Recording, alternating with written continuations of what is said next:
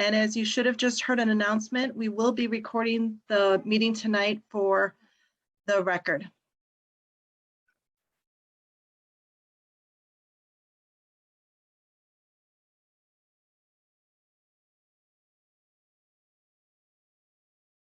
I'd like to welcome everyone to tonight's meeting for the U.S. Business Route 20 improvements from Shaw Road to State Street, North Appleton Road intersection in Belvidere.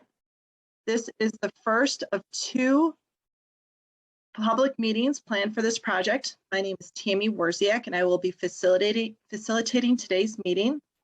While we would prefer to be with you in person this evening, this virtual format is a precaution to keep the project progressing while also keeping everyone safe. So before we begin with the presentation, we would like to mention a few housekeeping items. Just like an in-person meeting would, we are using the meeting to collect your input and feedback. As we go through the meeting, I'm sure some of you will have questions, and this may be your first online meeting experience. For those using the Zoom app, there is the chat feature that we'll be monitoring. At the bottom of your meeting window, you can click on the button titled Chat. When you do so, a window will appear where you can type comments and questions. Also, to help with bandwidth and prevent background noise, everyone has been muted, and we kindly ask that everyone turn off your videos during the presentation. You may post your question in the chat box at any time, but we will address all questions in the question and answer session towards the end of the meeting. A study team member will be recording comments and questions in the chat. The team will do its best to provide answers to all questions tonight. However, if we run out of time, we will document them for the study and provide answers after tonight's meeting. Again, anyone can ask a question at any time, even after this meeting, by connecting with the study team. We will provide the contact details for all forms of communication at the end of the meeting. As I stated previously, the meeting is being recorded, and the recording will be posted on the study website in case anyone has technical difficulties or needs to leave before the meeting is over. We will also post the presentation slides and the questions asked, along with our responses, to the website following the meeting.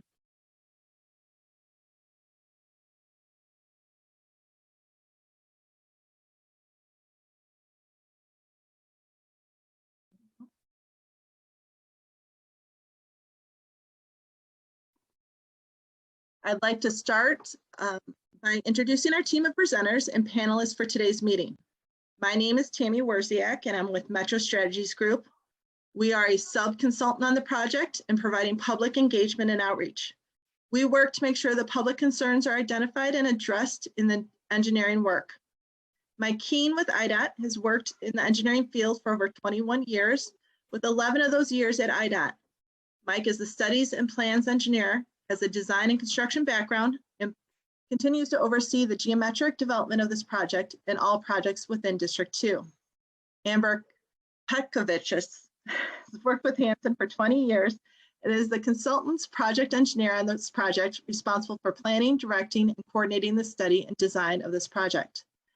We also have a group of panelists sitting in on this meeting to provide support to the presenters. Representing the Illinois Department of Transportation's Northwest region is Steve Roberry. Steve has worked with IDOT for 20 years. He is the study contact and project manager of this project and several projects throughout Northwestern Illinois. Representing the consultant team responsible for the design of the project is John Nelson. John has worked for the engineering field for 37 years, with 22 years of those at Hanson. On this project, John is the project manager of the consultant team.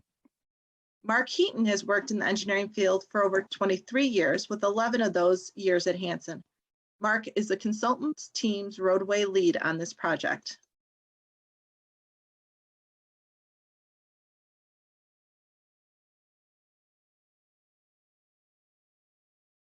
Now that we've got the housekeeping items out of the way and introductions completed, let's get on to the project discussion. Our goal for today's meeting, as can be seen by our agenda, will be to introduce the project in the Illinois Department of Transportation's, or as we may refer throughout the meeting, IDOT's typical study process, provide an anticipated schedule for the IDOT process, summarize the existing and future transportation needs of this section of U.S. Business Route 20, provide conceptual ideas of potential improvements, and enlist feedback from our audience in order to incorporate into further studies. Before we get to the specific project details, I'm going to hand it over to Mike Keene, who's going to provide a brief history of the study and how it has evolved over the years. Mike?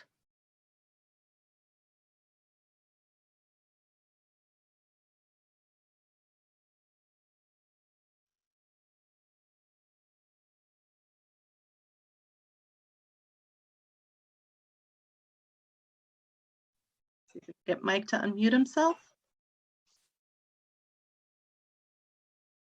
Good evening. My name is Michael Keene. I'm the Studies and Plans Engineer for IDOT District 2.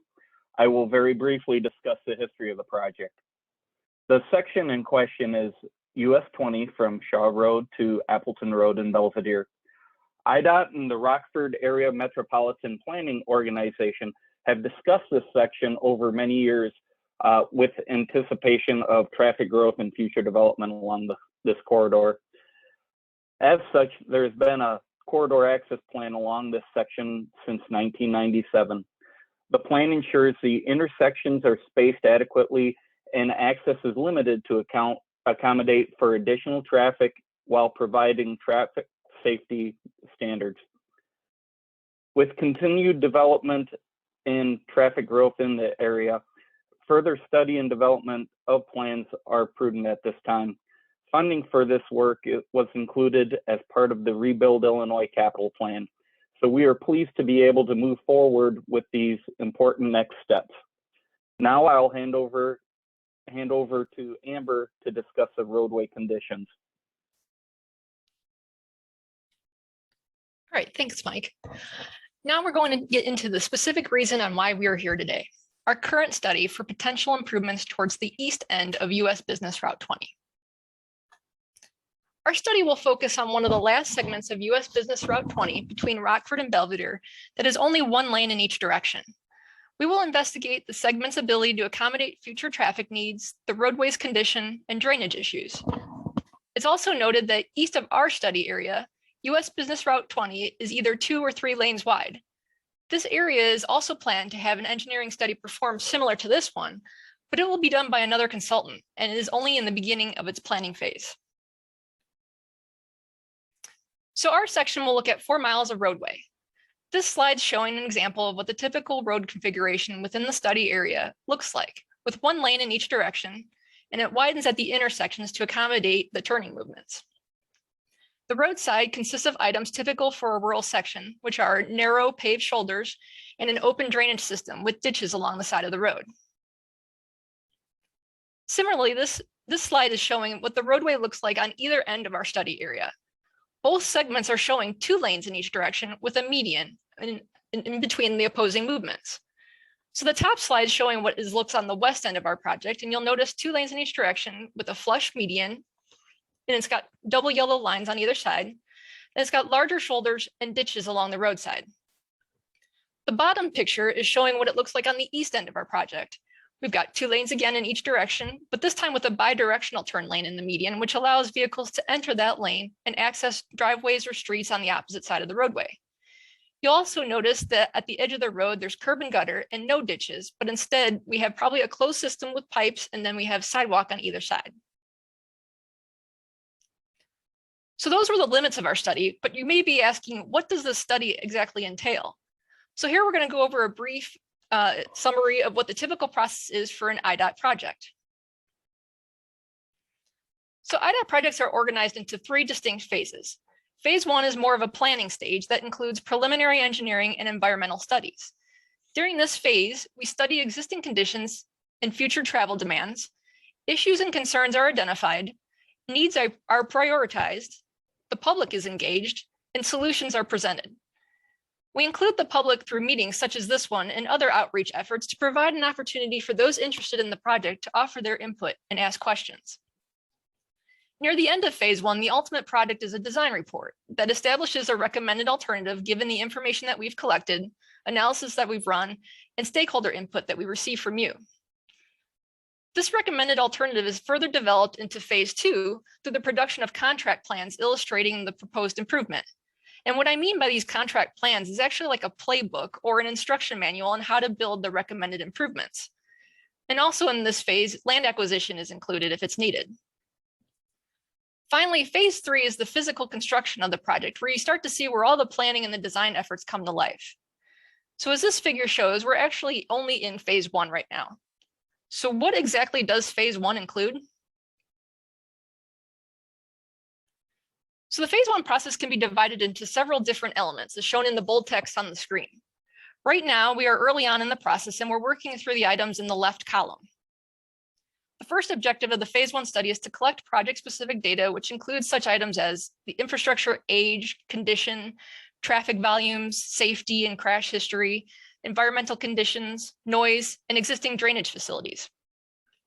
Having this meeting today is actually another step in the process.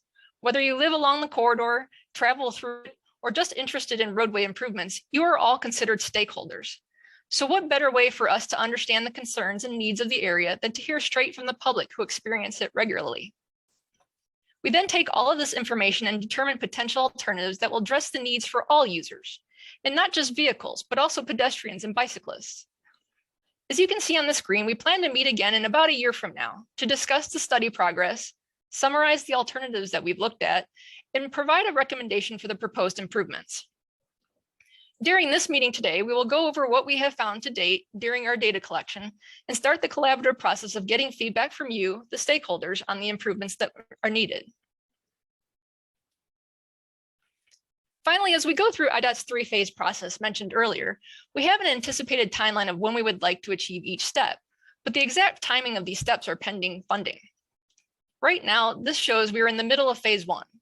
We will begin assembling our findings and the public input in a formal document along with potential alternatives. Once we meet again and the preferred alternative is finalized, which is anticipated to be around early to mid 2023, it is then carried forward into phase 2. And as we mentioned, phase 2 is when we start to design the more details in the plans, and then phase 3 will be when it's actually built. Again, the timing of phase 3 is currently unknown as funding is not available for this phase at this time. So let's start going over what we've found so far with the project. We already alluded to this segment of US Business Route 20 being one of the last segments with only one lane in each direction. So there's definitely a width inconsistency along the corridor that needs to be investigated on how it impacts traffic.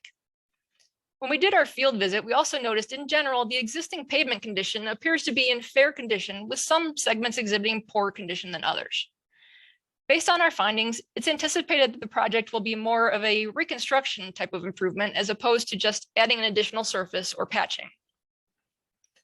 Other existing elements needing improvements include outdated lighting, especially on the eastern urban section, drainage items such as older pipe culverts and concrete box culverts that are exhibiting deterioration, and a few areas that have reported occasional flooding.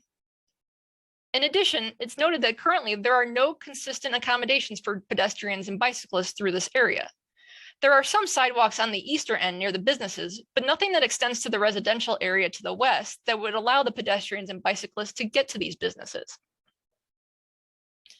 So the next item that we look at is traffic. You may be asking yourself, what is level of service? Because that's how we actually measure a roadway. So level of service, or we abbreviate it as LOS, is essentially a performance measure or like a grading system used to compare changes in a road system. Similar to a grading system in school that uses A through F, we also grade the roadway's ability to handle traffic throughout the day with a scale of A through F. As shown here, A being the best scenario, it has very few vehicles on the roadway. Vehicles are able to freely change lanes and experience little to no delays. Versus LOSF on the bottom of the screen is showing congestion and probably longer travel times. These grades are determined based on factors such as traffic flow, vehicle speed, and delays experienced. So now that you know how we grade a roadway, let's take a look at what our study area looks like. Traffic data for the study area was gathered by taking accounts of the average number of vehicles a day, which is what this map is showing. Based on this and other historical information, we can then forecast what the projected traffic will be throughout the life of the pavement, which we will assume to be about 20 years. In order to give you a perspective of what these numbers on the screen mean, as a very rough rule of thumb, the capacity of a 2-lane roadway is approximately 17,000 vehicles a day for an average level of service of C, which is what is comfortable to most drivers on this type of roadway. Therefore, our traffic projections show that during the lifespan of the pavement, there will come a time that the 2 lanes can no longer handle the traffic and the congestion is anticipated. So we ran an analysis using the current traffic and the existing number of lanes to determine the existing level of service users are typically experiencing. This map shows what those level of services are at each intersection. So there's 2 boxes at each intersection. The left box is indicating what the level of service is in the AM hours, and the right box is showing what it is in the PM hours or the afternoon hours. And the colors are indicating whether we meet a level service of C or we don't meet a level service of C, which is indicated by the red. So what this graphic shows is 3 intersections already are with less than required capacity, and all are in the afternoon hours. I would like to note that the intersection of Doc Wolf and Highline Street is already failing in the afternoon. Now keep this in mind as we go through the next few slides. So then we ran an analysis showing the existing 2-lane roadway, but with the projected traffic volumes. What this did was add 2 more intersections that have less than required capacity at Olson Road and Van Epps Drive. Again, Highline Street and Doc Wolf Drive has not moved. It's also a level F in the afternoon. Knowing that other segments of the corridor have 2 lanes in each direction, our next analysis shows what would happen if we made the whole corridor 4 lanes. This shows almost all of the intersections meet the desired level of service C, except, again, the afternoon of Highline Street and Doc Wolf Drive. As this intersection remained F through all the alternatives that we looked at, this tells us that the issue is not actually with US 20, but instead the minor roads, Doc Wolf and Highline Street. This intersection will be coordinated with the city, who has jurisdiction of the side roads, in order to determine feasible options to get a better level of service for this intersection. Another item we looked at are the crashes within the study area. Some crashes are caused by user error, such as texting while driving or driving while intoxicated, which you can't really design for. But sometimes crashes, especially if they are regularly similar in nature, can tell a story of potential issues or visual obstructions within the roadway area. So we will investigate the types of crashes in our study area to see if there are obvious reasons for their cause and look into potential mitigation techniques to reduce them. When analyzing crashes, we typically take 5 full years of crash logs that are acquired through police reports. Now, what I mean by 5 full years, it has to have the whole January all the way through December. So the last set of years that we have 5 full reports are from 2014 to 2018. As you can imagine, COVID has disrupted reporting and travel patterns, but we will continue to analyze data that comes available throughout the project timeframe. The first thing to note is that there were 0 fatalities, which is great. However, there still were 227 crashes noted during the 5-year timeframe. We then took a look at the severity of those 227 crashes and classified them into 4 different types. Type A, which is a serious injury where a person involved in the crash requires some sort of assistance from the scene, actually only had 6%. Type B, which is considered a minor injury, but all people involved can leave the scene unassisted, had the 8%. Type C, there were no visible injuries reported and all involved can leave the scene unassisted, had 9%. But a majority of the types of crashes there were no injuries, but instead just property damage. So someone either hit a pole or a mailbox or a tree. And then we went a step further and took those 227 crashes and tried to find out where did they occur. So we broke it up into segments between intersections and then at intersections. And what we found is that the 5 red highlighted areas actually make up 65% of the crashes. So we will focus on these 5 areas over the next few slides to summarize our crash findings. So the first area was Distillery Road in US Business Route 20. There were 16 crashes at this intersection over the 5-year time span. The rear end crashes are the majority crash type, which could mean that drivers aren't seeing items well in advance to react to the vehicle in front of them for some reason. Several of these were at night, so we will take a look if lighting was an issue. However, lighting is actually the local municipality's responsibility, so we will need to coordinate with our findings with the city of Belvidere. We will also take a look at driveway locations relative to the intersection, if we can spot any potential visual obstructions. And since this intersection is currently signalized, we will take a look if the signal timing is still appropriate, given the types of movements exhibited at the intersection. The next area is actually Town Hill Road intersection, which had 31 crashes, but still rear end crash types were the majority. Turning crashes are the next highest type, but the intersection already has separate designated turn lanes. We will again examine why vehicles aren't seeing the vehicles in front of them soon enough to make an avoidance maneuver, and if speed may be causing an issue with turning movements. The next area is actually a segment and not an intersection, and it is located between Town Hall Road and Van Epps Drive. Rear end crashes make up half of the crash type, and the next highest is a crash involving an animal. Since this area is near a body of water, it makes sense that more animals are likely present, but we want to investigate if something in the area may be obstructing the driver's sight, such as the roadway's horizontal curve, or if there's overgrown trees in the area that aren't allowing drivers to react appropriately and stop for the animals and the vehicles. Now we're getting into the more urban section of the project with several businesses. We're at Highline and Doc Wolf with US Business Route 20. Perhaps it's the numerous driveways and sporadic movements related to these driveways that are causing the sideswipe type crashes. However, this section is also where the roadway transitions from 2 lanes on the west side of the intersection to 4 lanes on the east side. The sideswipe crashes could be caused by turning vehicles turning onto US Business Route 20 traffic that is also merging down to 1 lane. In fact, in this aerial, you can see 2 cars side by side in the eastbound lane that is actually only striped for 1 lane.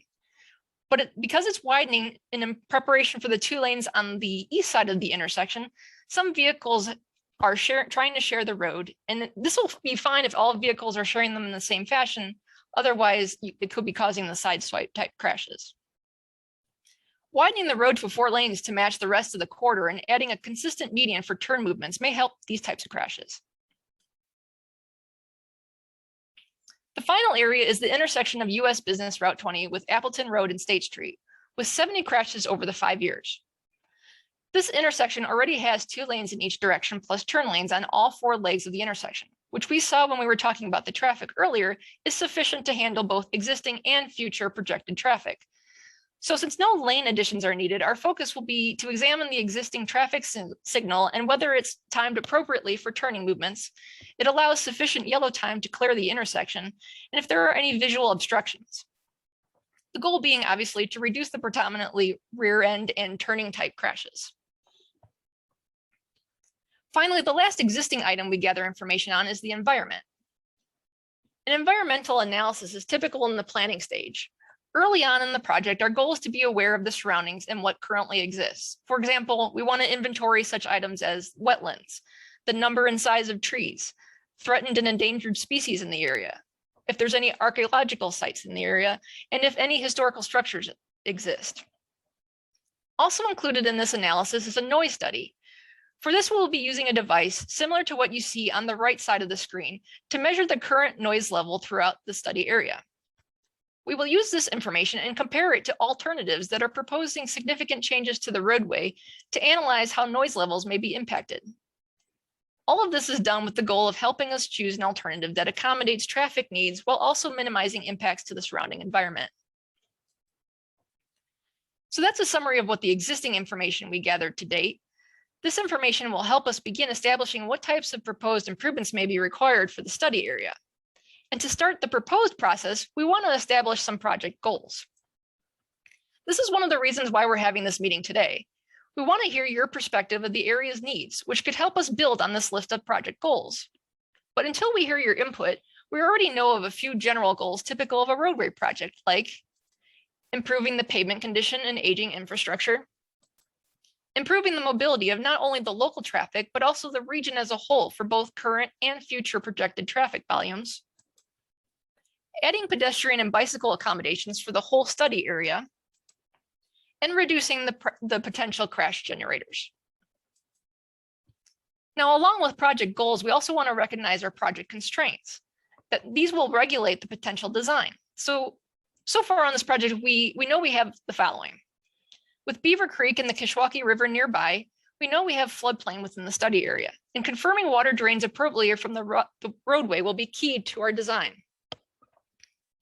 Existing right-of-way, we will analyze alternatives relative to the existing homes, businesses, and agriculture, noting their close proximity to the roadway. For the environmental features, as we just listed what these features may be, we want to minimize impacts to these natural features. And then maintaining access during construction. We know you live here and need to be able to travel around, so we want to make sure both residents and businesses continue to have access during construction to minimize impacts while also still getting the project built. And then finally, future developments in the vicinity. We don't want to propose improvements on US Business Route 20 that could preclude future growth to the surrounding areas. So if you know of any future plans for development within the study area, we are interested in knowing about it. So as you saw on previous slides, we are still early on in the planning process right now. We have just started drafting some initial schematics based on our early findings to help you visualize potential options. This image shows a rendering of the existing conditions, a 2-lane roadway with 1 lane in each direction, separated by a double yellow line that we showed you earlier on. In order to meet the study goal of handling anticipated traffic growth, the bottom image shows a conceptual rendering of what the potential improvement may look like. You'll notice that this would be a 4-lane roadway with 2 lanes in each direction to provide a consistent roadway configuration with the adjacent segments. Between the eastbound and westbound lanes, there would be a median of some sort, and this median could look like a raised median, which is a curb and gutter at the edges of pavement, and a paved surface in between, which is what you're seeing in the bottom slide. This provides separation and limits traffic from crossing to the other side of the road. Or another type of median is essentially what you're seeing in the bottom part of the screen, but it would be a narrow raised median that also incorporates a left turn lane. Or instead of the curb and gutter in the median, you could also see a bidirectional turn lane, which is flush with the driving lanes and allows vehicles to enter the center lane to then turn into driveways and streets on the other side of the road. These median types are all dependent on the roadway surroundings. Also depicted on the bottom image, you'll notice a multi-use path planned for the south side of the road, which is being considered as a study improvement to accommodate non-motorized users of the road. Now, some road right-of-way is anticipated in order to accommodate the roadway widening. At this time, since the design is still in the planning phase, exact right-of-way needs have not been fully determined. The acquisitions are expected to be primarily partial acquisitions consisting of a strip of right-of-way and temporary easements along both sides of US Business Route 20. As alternatives are further developed, we will begin discussions with potentially impacted property owners. However, the actual land acquisition process wouldn't start until phase 2, after the second public meeting and after a final improvement is agreed upon, which is anticipated to be around fall of 2023. So currently on the east end of the project, there is already a 5-lane section with a flush bidirectional turn lane, which we mentioned earlier allows vehicles to access driveways on either side of the road.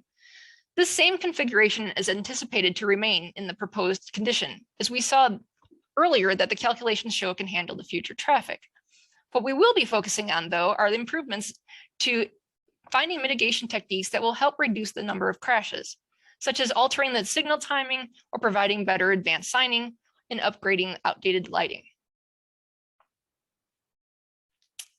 So this is the portion of the meeting where we typically have a large exhibit laid out to show potential improvements over the aerial, and everyone can walk around a table and kind of ask questions. But given this kind of forum that we now have to do virtually, I'm just going to go over a few zoomed in areas of the different spots along the corridor. So the western limits were determined based on where the existing conditions transition from 4 lanes through the Shaw Road intersection down to 2 lanes east of the intersection within a horizontal curve. Improvements are not anticipated to extend as far as Shaw Road, which will minimize disruption to that intersection. This area will have the raised median we showed earlier, limiting access to the opposite side of the roadway, and a new shared use path on the south side of the roadway, which is indicated by the purple line you're seeing. Also, the red dashed lines you see running typically parallel to the roadway are the existing right-of-way lines. At the Olson intersection, the proposed improvements are anticipated to include the addition of a lane in each direction on US Business Route 20 and a signal at Olson Road intersection. With the widening to 4 lanes, this signal would assist residents with entering and leaving their subdivision, and on US 20, there would still be the turn lanes similar to what there are today. Again, this section would have the raised median and the shared use path on the south side of the road. Just east of Olson Road are 2 bridges over Beaver Creek. You may not realize there are bridges here if you weren't looking for them, but it's a little more obvious if you look at an aerial or a side view.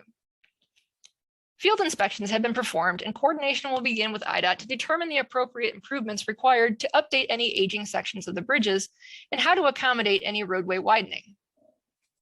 As you can see, the shared use path on the south side of the road is still anticipated to be on that side, and it will also have to cross the Beaver Creek. For Distillery Road's intersection, the proposed improvements are anticipated to include US Business Route 20 widening, upgrading lighting at the intersection, and accommodating the non-motorized users across Distillery Road. In addition, the existing signal timing will be analyzed to determine its effectiveness and be aligned with the new signal that's proposed at Olson. Moving on to the next intersection, the existing conditions include stop signs for Beaver Valley Road, which are anticipated to remain for the proposed improvements. This area will have a raised median on US Business Route 20 with restricted access, and the turn lanes at the intersection will remain the same as existing. At Anderson Drive, the existing conditions include a stop sign on Anderson as well. This is proposed to remain the same in the proposed conditions. This area will also have a raised median with restricted access. And we are anticipating a need to shift US Business Route 20 to the north in order to provide additional space between the roadway and the existing businesses in order to mitigate existing flooding issues that are occurring on the south side of the roadway. Approaching Town Hall Road from the west, the existing conditions include a stop sign at Town Hall Road, which is anticipated to remain. This area will have a raised median on the west intersection leg with restricted access. And then on the next slide, you'll notice that the east side of the intersection will have a bidirectional turn lane to allow access to the many local driveways as we begin our approach to the more urban setting of the project. For Van Epps Drive intersection, the proposed improvements are anticipated to include the widening of US Business Route 20, upgrading the lighting at the intersection, filling in the gaps of missing sidewalk on the north side of the road to the North Appleton Road intersection, and upgrading to include the shared use path crossings on the south side of the intersection. The median again will be a flush median with the bidirectional turn lane, and the existing signal timing will be analyzed to coordinate with the other signals on the project. Lastly, looking at the eastern limits of the project area, we already mentioned that the proposed lane configurations will resemble existing, so proposed improvements will focus on upgrading pavement condition, extending the sidewalk on the north side of the road, adding the shared use path on the south side of the road, and upgrading lighting in the intersections. The existing signal time at North Appleton and State Street will also be reevaluated to determine its effectiveness for traffic needs. We will look for mitigation techniques to reduce the crashes at that intersection. So that addresses the paved improvements, which includes the widening of US Business Route 20 and a new shared use path. But a key factor to any roadway project is managing the rainfall events. Given the roadway is anticipated to be widened, we will need to regrade the roadside ditches to accommodate the wider pavement. As there will be less room within the existing right-of-way to account, we will also need to add curb and gutter to the side of the roadway and additional piping that can connect to either the new ditches or also the existing storm sewers network. This picture is showing the existing ditch is not very defined or consistent as it has gotten overgrown. When we regrade the ditches to accommodate the roadway widening, we will repair the ditches to be better able to handle the flow. Right-of-way acquisition is anticipated to accommodate the new grading and widened roadway, but the nature of the proposed right-of-way is yet to be determined and will be discussed more at our second public meeting once design progresses further. We also anticipate having to remove and replace existing aging pipes and large box culverts that are currently under the roadway, with structures that are designed to meet current standards and accommodate the roadway widening. This is an example of what I mean by a large box culvert. As the pavement above it is widened and the roadside regraded, the culvert running under the roadway will need to be lengthened, and repairs will be made at that time to fix any deteriorating concrete. And we have already received some input about flooding that is being experienced near the intersection of Anderson Drive during large events and are reviewing options to address these types of issues. Some of you may have received a letter if your property is near a large drainage structure, inquiring whether there is any history of flooding or how the culvert functions during rain events. Your response to this letter is crucial for us in understanding the drainage issues and determining the appropriate improvements. A potential option we are investigating is the addition of a dry bottom detention basin. This type of basin would be beneficial in storm events that produces a large amount of water in a short amount of time, as it's able to capture and hold the rain while it gradually releases the water in a more moderated flow as to not overwhelm the surrounding saturated land and the pipe system. We are currently investigating a few potential locations for a new basin, but these tend to be fairly large and land acquisition may be required for this option. So the last topic we want to talk about is how the general public and stakeholders like yourself can participate in the planning study. Public involvement is a crucial element to any study and is included throughout the entire planning process. Your participation and input will help guide our study team in assessing the needs and interests of the community as it relates to the improvements of our portion of US Business Route 20. The goals of our public involvement process includes engaging stakeholders and sharing study information with local communities, townships, counties, residents, and even elected officials. We want to inform and coordinate with the potential impacted property owners, and we also want to get feedback on any study elements. How we plan on engaging the public over the course of the study is to have 2 public meetings, this being the first one, and the second one, which is planned for about a year from now. We also want to have meetings with the impacted property owners. As mentioned previously, once we determine that what the potential right-of-way may be needed in order to construct these improvements, we will be interested in discussing with these needs with the property owners. However, these discussions are not anticipated until we can digest the input we receive and establish our design further. And then we have already created a study website as a source for the public to learn more about this project and follow our progress and facilitate public input by providing a means for you to ask questions or share your comments. So besides attending these meetings, how else can you stay involved and get your voice heard? Well, the easiest way would be to visit the project website, which we show on the screen, the address.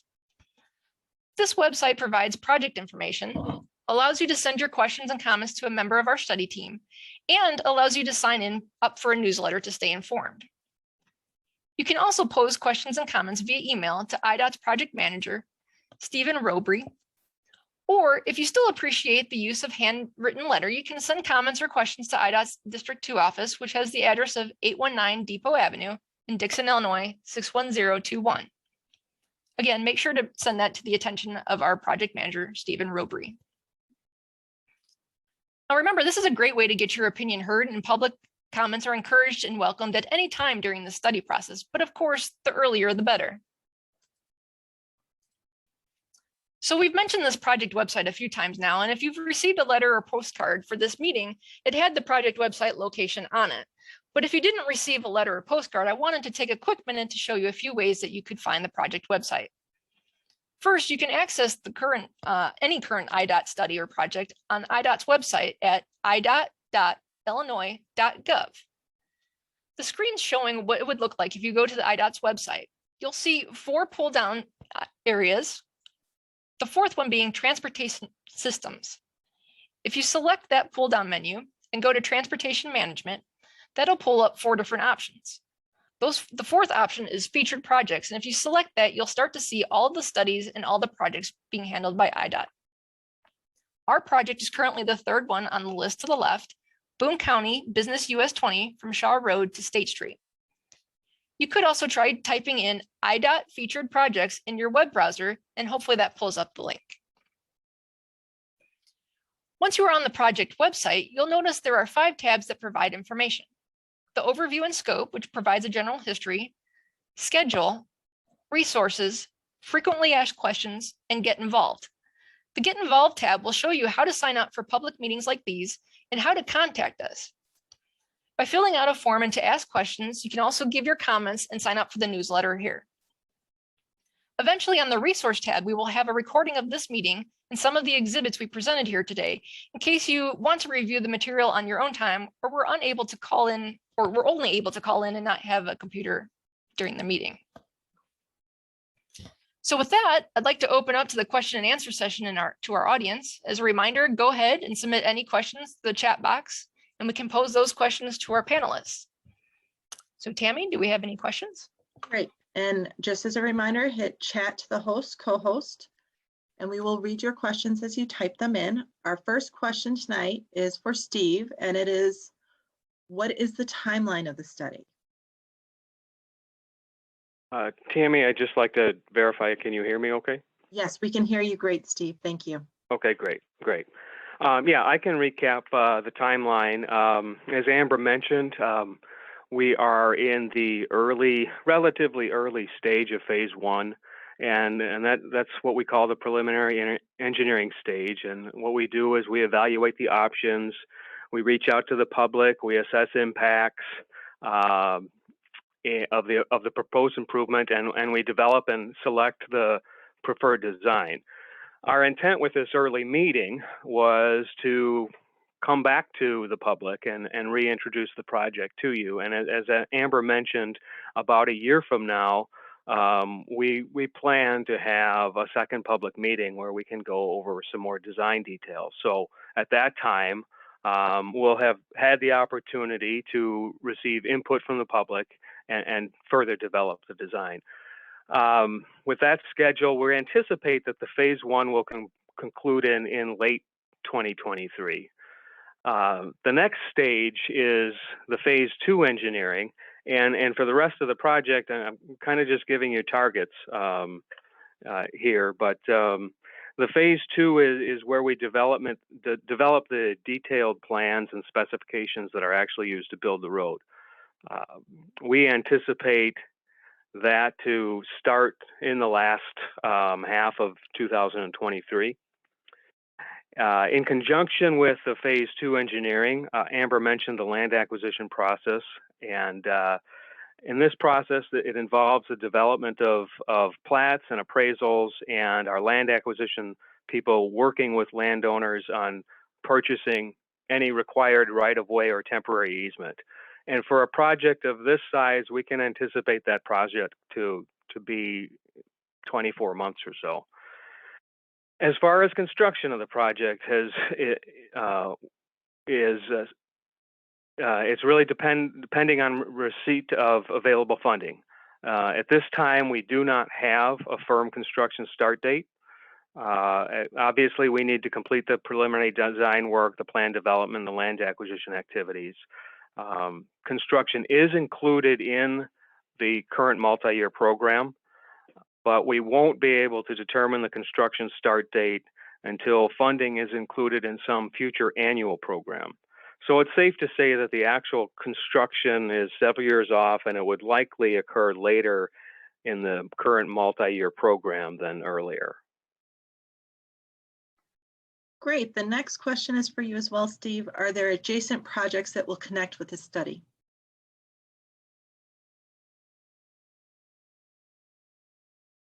Yes, we have a separate study for the segment of the roadway that is adjacent to this project directly to the east. So it's US Business 20, and it's referred to the Belvidere bypass, and it starts at the east end of this project and will continue and curve around the northwest side of Belvidere and terminates at US 20.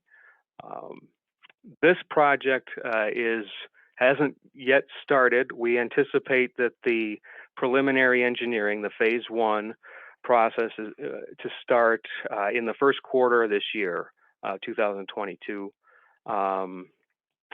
And we plan to incorporate similar public outreach, including a website, a mailing list, and public meetings for that project. A schedule for the public meeting has not yet been determined, so I would suggest keep your eyes on the IDOT featured project website for this other project. And when it's activated, which would likely be in the second half of 2022, a link will be located right next to the link that's for this project. Great. Our next was more of a comment than a question. Westbound entry from Anderson Drive to US 20 can be very difficult during morning and evening rush hours. Traffic volumes can be very high, and timing of traffic flow coordination between east and westbound lanes make exiting from Anderson Drive very difficult. I don't know, Anderson, Amber or Mike, if you wanted to add anything to that comment, but that was a general comment. Yes, you bet. This is Mike. Yes, and that's one of the reasons we are studying this area as well. You know, what we end up looking at when we look at all these intersections is to look at the peak hour in the morning, the peak hour in the afternoon, that time, you know, between 7 or 8 or 6 and 7 in the morning when everybody's going at the same time. And we try and analyze that to see what are the gap times, you know, what are your opportunities to get across that road and get onto US 20. We then use what warrants are out there for everybody with the federal programs to determine, you know, does this warrant signals or not? And then, you know, we'll either assess, yes, we'll use signals, or, you know, can we do a stop condition on it? You know, will the addition of the turn lanes help or not? So based on what these traffic patterns are, you know, we're getting counts out there, and we're also looking at what are the projections 20 years from now. And based on that, that's when we'll determine, yes, we're definitely doing signals, or are we going to do something else on it? Great. Our next question is asking if there are any utility improvements being considered or coordinated as part of this project. For example, communications, water, sewer. This is Mike again. So typically what we'll do whenever we have a project like this is we will reach out to the communities. If there is water or sanitary that is under the roadway or near the roadway, we will work with them to see if there's an interest to build new underneath it as well. You know, the last thing we like to do is build a brand new roadway and then all of a sudden the water main will break 2 years later. We want to work with the community on that and try and facilitate that. As far as communications go, that is a utility, and usually they do something a little bit different on that front. So, but yes, most definitely we want to work with the municipalities. You know, we'll definitely be having multiple meetings with Belvidere, for instance, and talking about those exact things. Great, Mike, I think this next one will be for you too. When were the stoplights put in at Distillery Road and Van Epps Drive? If it was between 2014 and 2018, does that affect your crash data? So the signals at Distillery and Van Epps, I believe Distillery was probably done, I'd like to say in the 08 range. The Van Epps, I believe, was somewhere in that range as well. So what we'll do is look at the crashes. You know, we can look before the signals as well, but we will look at the crashes. You know, is there any effect the signals are having with it? And again, what options are available to minimize the, you know, say the rear end crashes or turning crashes on it. One thing that should be noted on here is, you know, right now we do have a 55-mile-an-hour speed out there. You know, looking with what we're proposing, we do bring the speed limit down slightly to 45 miles an hour as well. So that will affect some of the potential crashes and severity due to speeding. Our next question asks if this project is in the long range plan, and is it in the transportation improvement plan or the TIP? Mike? So the actual funding for this, it is part of the capital improvement plans that were done several years ago with the addition of the gas tax, that 20-cent gas tax that we had a couple years ago. This project became available for that funding after that passed through. So it is actually coming from that standpoint instead. Thanks, Mike. We mentioned proposed locations for a detention pond near Anderson Drive. There was a question if we could elaborate on the proposed locations. Where exactly might they be? Amber, do you want to check in on that one? Yeah, sure. As we mentioned, we're still kind of early on in the planning phase, and that's kind of the point of having these meetings, so we can kind of get the input from the residents in the area. And as I also mentioned, if we do a detention pond, it probably will take up a large amount of area. So we're going to have to try to find something that works with everybody. And so I guess, long story short, we don't have the exact location set yet. We're investigating. We're looking for people that may be interested in having something near them, but we do not have them defined at this point. The next one's more of a comment again versus a question that says they're very pleased to see a pedestrian bicycle path as part of the plan. They currently ride along the shoulder, which is not very wide. So thank you for that comment. We also have— Well, and just to add to that, one of the things that the state has been pushing for several years is a complete the street plan, where we are directed to not only provide for vehicles, but also for pedestrians and for bicyclists. So that is one of the reasons that we have put the multi-use path on the south side for the stretch of this project. So, it is our intent to try and provide that connection, eventually from Rockford all the way to Belvidere. So. We have an agricultural question. How will subsurface drainage tile and sufficient stormwater be kept functioning, especially during spring work? Amber? No, please, Amber, go ahead.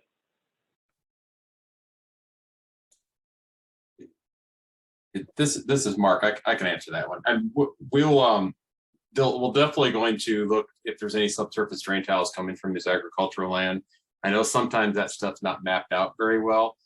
So if the residents in the area have maps, that we're more than welcome to take a look at that. But we will try to capture any tiles that we may encounter and keep that flow moving during construction with our proposed drainage improvement.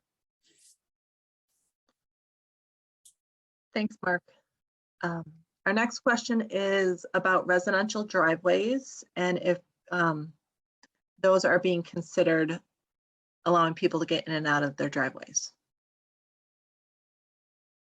This is Mike again. One thing to note on this plan is we do have limited access as we're coming through here. That means we do have the raised median through at least from Town Hall to Shaw Road, which means that several of those residential entrances would essentially be functioning as a right-in, right-out scenario. That should be noted in here. The one benefit on that is, as only being able to turn right, it does make it easier to get onto the road. But as far as turning left, you do end up having to go to the next intersection and double back around. In doing this, it does help from a safety standpoint, but it is an added adverse travel for the group of people that will be experiencing that. To piggyback on that, we had a question about why the raised median rather than a flush right-left median. Well, again, with the access plan that we have in place, we do have the limited access on here. The raised median does help to facilitate to keep traffic flowing. And also, like the previous question asked, you do have to wait for 4 or 5 minutes to try and make that left turn. Usually a right turn is far easier to make because you only have to look in the one direction and you don't have to wait for both directions to go. This does allow for more movement and less opportunity for someone to have an accident trying to pull out and getting hit from one direction when you're looking the other direction. The bad news is, again, there is an additional adverse travel to that. Now, as we got further to the east into Belvidere, this was so well developed already, trying to do that limited access was pretty hard to, for lack of a better word, put that genie back in the bottle. So that we were pretty well locked to having to keep the existing 5-lane section. We also received a question asking if we will be meeting with the Belvidere School District, Boone County Land Planning, and Belvidere City Land Planning teams to understand their long-term planning for this area. We most certainly are. Oops, sorry, go ahead, Mike. Steve. Well, yes, we will. We have coordinated with the engineering, with the county and the city, and we will continue to do so throughout the project with their engineering units and their planning units. I don't believe we have had discussions with the Belvidere School District, but I believe that they are included on our project mailing list. And thank you for the reminder. We will definitely touch base with them along the way as well. I know we're getting close on time, but we have just a few more that maybe we can knock out real quick. Do the crossroad intersection improvements stop at the right-of-way? If these crossroads need improvements beyond the right-of-way, will you be coordinating with Boone County on these improvements? So what we typically do when we do these improvements, we try and find some logical termini on it. It wouldn't stop necessarily right at the right-of-way, but we may go back depending on what the grades of the roadway are or the width of it. We'll go to some reasonable distance on it. Usually it's maybe 100, maybe a couple hundred feet, and then tie into the existing roadway. And again, we will be working with the townships. We will be working with the county on this as well. But usually that's the typical distance that we look at. We may go a little bit further, we may go a little bit less, but it's somewhere in that range. It's not just going to automatically stop right at the right-of-way line, though. And Mark Heaton, we had a clarifying question from earlier, asking if there's no professional agricultural drainage study done prior to work and depend on landowner input. We'll have to get back on this one. We'll have to look at what available data is out there and see what we can do to accommodate. I mean, the department's goal is to improve the drainage if there are drainage issues out there and maintain the existing flows. So we'll circle back to this one and we'll update any of the affected parties along the way. Great, and we just had one last comment expressing that limited access to driveways means people making U-turns, which cause more traffic issues and decreases safety. So that was just our last comment. And with that, Amber, I can turn it back over to you.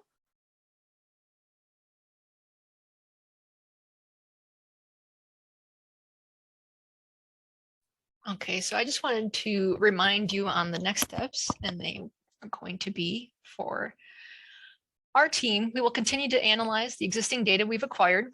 We'll investigate the public input that we receive.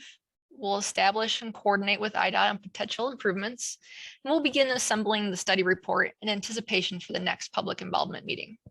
Now, remember, even though the next public meeting isn't anticipated until early 2023, you can stay involved and get connected to the project by visiting the project website, signing up for the newsletter for updates, and send us your questions and comments as soon as you have them via the project website, email, or mailing address that we provided earlier, and which are also shown on the project website on the Get Involved tab. Any comments received by February 12th will become part of the official Phase 1 record and will be documented in our study report. We also want to remind everyone that this presentation will be made available on the project website under the resource tab for you to review after this meeting. With that, we will place the project website in the chat for easy access. We also want to thank everyone for attending the first public information meeting for the U.S. Business Route 20 study from Shaw Road to the State Street North Appleton Road intersection in Belvidere. We greatly appreciate your time, look forward to hearing your input and meeting again next year. So thank you.